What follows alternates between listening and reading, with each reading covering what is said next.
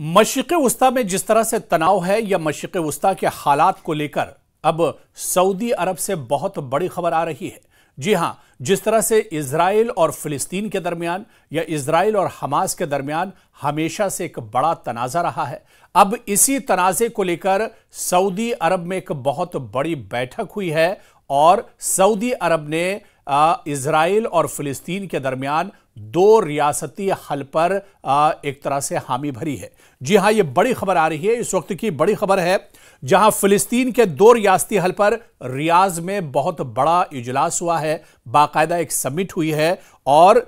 इस पर आपको बता दें कि दो रियासती हल पर सऊदी अरब ने अब हामी भरी है, क्योंकि फिलिस्तीन और इजराइल का मसला बहुत पुराना मसला है और आप देखिए कि फिलिस्तीन और इजराइल के दरमियान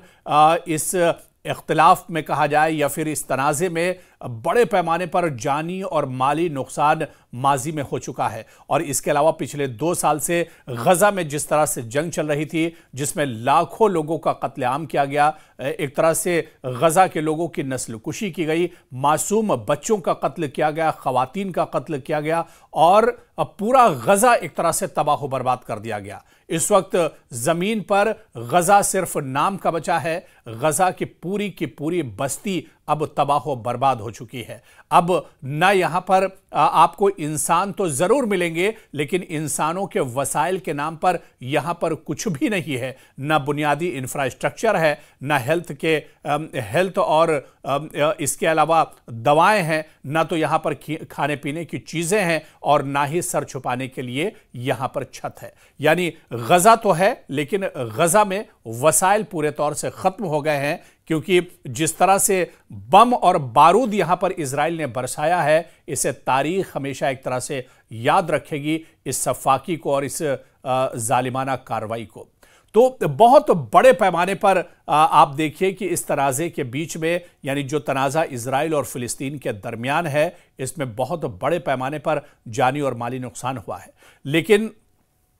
अब सऊदी अरब ने दो रियासती हल के लिए एक तरह से हामी भर ली है और इसी को लेकर आप देखिए कि सऊदी अरब के रियाज में बहुत बड़ी समिट हुई है और इस समिट में सऊदी अरब का दरअसल जो किरदार है और जो मौक़िफ़ है वो बहुत अहम हो जाता है, क्योंकि पहली बार सऊदी अरब इस पूरे मामले पर खुलकर सामने आया है। हालांकि सऊदी अरब इसे पहले भी सपोर्ट करता रहा है, लेकिन गजा में कत्लेआम के बाद, अब जंगबंदी के बाद सऊदी अरब एक तरह से पहल कर रहा है ताकि जो दो रियासती हल है इसे एक तरह से आगे बढ़ाया जाए। आपको बताते चलें कि इस इजलास में सऊदी वजारत खारजा की नुमाइंदगी मनाल बिन्त हसन रवांदा ने की और उन्होंने यह वाज़े तौर पर कहा है कि फ़िलिस्तीनी रियासत का क़याम होना चाहिए, न सिर्फ खित्ते की ज़रूरत बल्कि आलमी अखलाकी जिम्मेदारी भी है। अमन व इस्तेहकाम यहाँ पर होना चाहिए। फ़िलिस्तीनी हुकूक की बहाली के बगैर खित्ते में मुस्तकिल अमन का हुसूल मुमकिन नहीं है।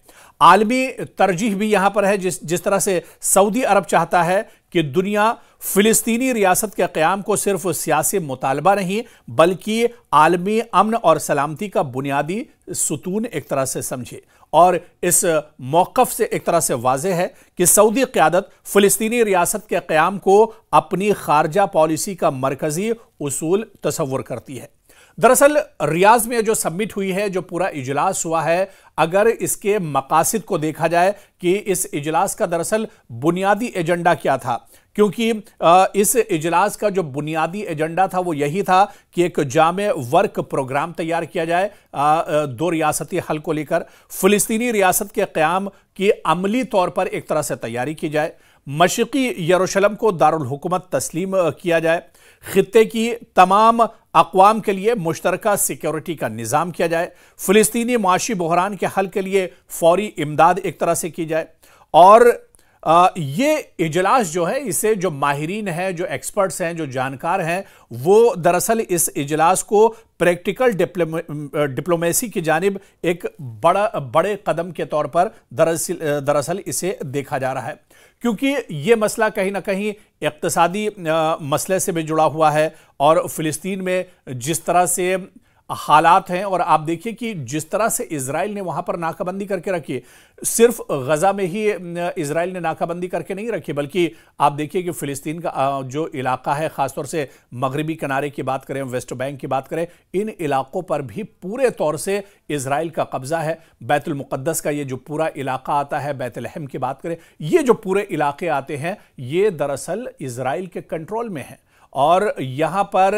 जो बंदिशें पूरे तौर से लगी हुई हैं, ना तो आप बगैर इजाज़त खाने पीने की चीज़ ले जा सकते हैं, ना ही कोई इमदादी अशिया यहां पर आप लेकर जा सकते हैं, और यहां तक कि आप यहां पर बगैर यहूदियों की इजाज़त के आप इबादत भी नहीं कर सकते हैं। और मस्जिद बैतुल मुक़द्दस जो मुसलमानों के लिए बहुत मुक़द्दस है और क़िबला अव्वल है, यहां पर भी आप देखिए कि अगर आपको इबादत करनी है या आपके अगर त्यौहार और मुक़द्दस अय्याम आते हैं, रमज़ान का महीना हो, उन अय्याम में भी यहां पर आपको बगैर इजाज़त के नहीं जा सकते हैं। और इस पूरे इलाके पर इजराइल का और आईडीएफ का एक तरह से कब्जा है। तो कहीं ना कहीं सऊदी अरब अब यह चाहता है कि खून खराबा बहुत हो चुका है, यह मसला दरअसल बहुत पुराना हो चुका है और अब मसले का हल होना चाहिए। और इसी वजह से दो रियासती हल के मसले पर एक तरह से अब सऊदी अरब लगातार बात कर रहा है, और इसी मसले को लेकर रियाज में यह दरअसल बड़ी समिट हुई थी।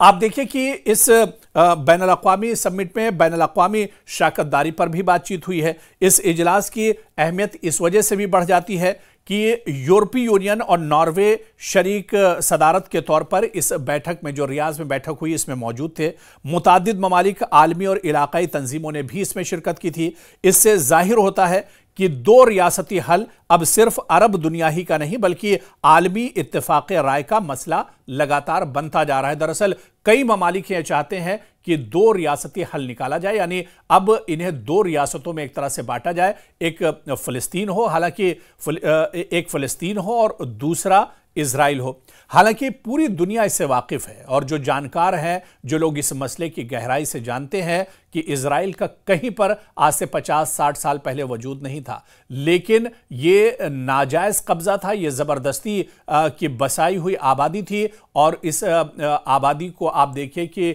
बसाकर पूरा एक मुल्क बना लिया, और अब सिर्फ मुल्क नहीं बल्कि ग्रेटर इजराइल का ख्वाब जो है इजराइल का, अब उस पर एक तरह से अमल हो रहा है। बिन्यामिन नेतन्याहू कई बार कह चुके हैं कि वो दरअसल यहूदियों का ग्रेटर इजराइल का जो ख्वाब है उस पर काम कर रहे हैं। और ग्रेटर इजराइल, आपको पता है, ग्रेटर इजराइल दरअसल पूरे मशरिक़े वुस्ता में यहूदियों को बसाने को लेकर एक बहुत बड़ा और एक नापाक मंसूबा यहूदियों का है, और उसी पर अब इजराइल की हुकूमत एक तरह से काम कर रही है। तो कहीं ना कहीं दरअसल इस जो यहूदियों का मंसूबा है, इसे रोका जाए, और इस हंगामे को, इस लड़ाई को, इस इख्तिलाफ को, और जो कत्लेआम माजी में होता रहा है, क्योंकि इजराइल दरअसल जंगी पैमाने पर बात करें, असलहे के तौर से बात करें, टेक्नोलॉजी के तौर से बात करें, जदीद टेक्नोलॉजी की बात करें, इजराइल बहुत ज्यादा मजबूत है, और उसके पीछे उसकी पुश्तपनाही अमेरिका करता है। तो ऐसे में इजराइल लगातार कत्लेआम करता है, दूसरी तरफ बेगुनाह फिलिस्तीनी है जिनका कत्लेआम लगातार होता रहता है। इसी वजह से सऊदी अरब चाहता है कि दो रियासती हल निकलना चाहिए। यह दरअसल वक्त का तकाजा है, खून खराबा बहुत हो चुका है। दो रियासती हल में, यानी एक रियासत यहूदियों की और इजराइल की होनी चाहिए, उन्हें वहां तक पाबंद कर देना चाहिए, और एक रियासत फिलिस्तीन की होनी चाहिए, ताकि फिलिस्तीन आराम से, पीसफुल तरीके से, पुरअमन तरीके से अपनी जिंदगी गुजार सके। और पिछले 50 सालों से जो जंगो जदल में उनकी जिंदगी गुजर रही है, अब उससे उन्हें बाहर आना चाहिए। तो सऊदी अरब के रियाज में दो रियासती हल को लेकर बहुत बड़ी बैठक हुई है, लेकिन इस बैठक के असरात क्या कुछ होंगे, क्या आने वाले दिनों में इसका कोई फायदा होगा, क्या इसका कोई असर पूरी दुनिया पर और जो सुपर पावर हैं उन पर होगा, क्या इजराइल इसे मानने के लिए आसानी से तैयार हो जाएगा, यह देखना भी बहुत अहम होगा।